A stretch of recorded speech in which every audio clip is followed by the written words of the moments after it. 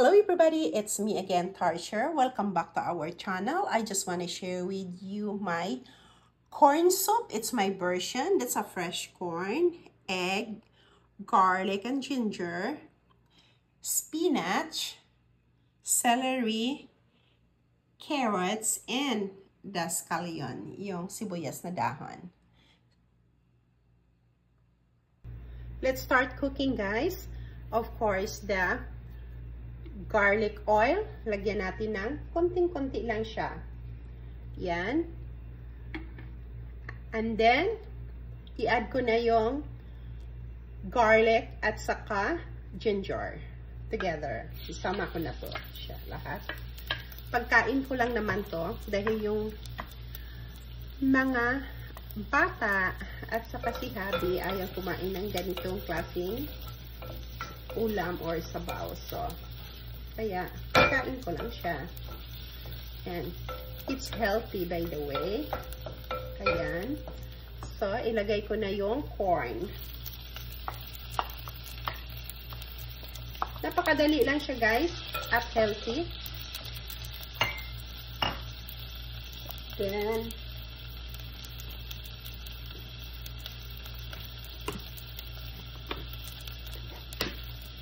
lagyan ko na ng paminta. Maraming paminta, mas masarap.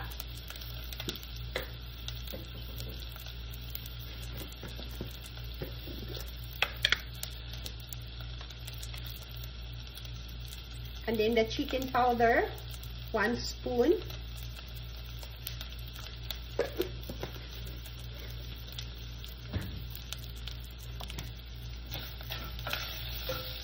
Ihalo-halo lang natin siya. And then, ilagay ko na yung sibuyas dahon, yung scallion. Mura lang siya, yung scallion.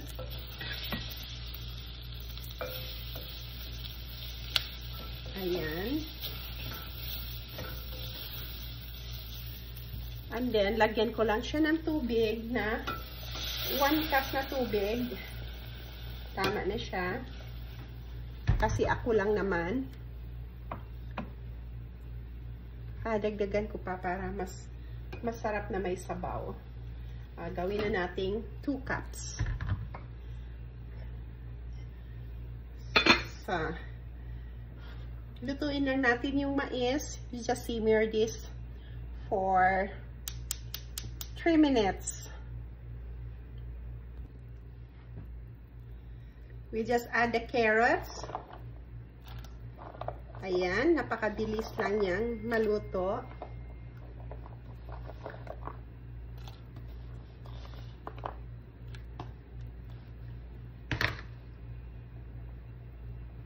Simmer lang natin siya ng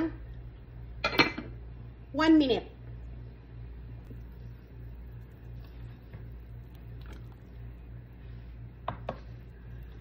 So, we just add the celery. Napakadali lang niya at saka healthy pa. And then, spinach.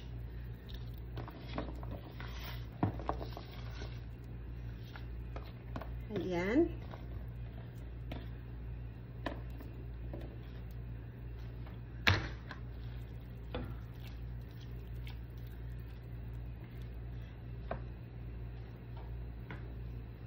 And then, I just add the egg.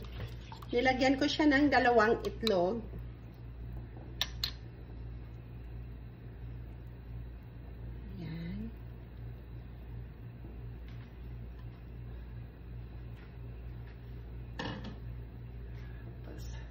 Ipakulo lang natin siya. Takpan natin para madali siyang mag-boiled.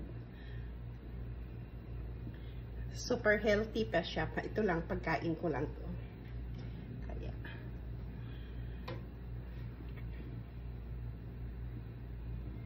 Kahit wala kang kanin ito, masarap na. Diba? Pakuluin lang natin siya konti and then tapos na.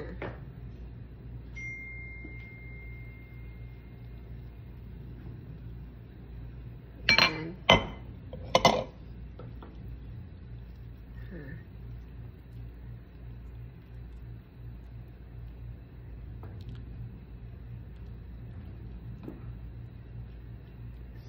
Yan, luto na siya, guys.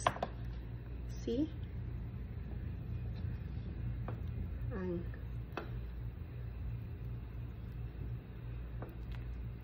Diba? Sarap. Ayaw ko ng overcook. Yan, luto na. Thank you so much for watching. See you in our next video. Bye for now.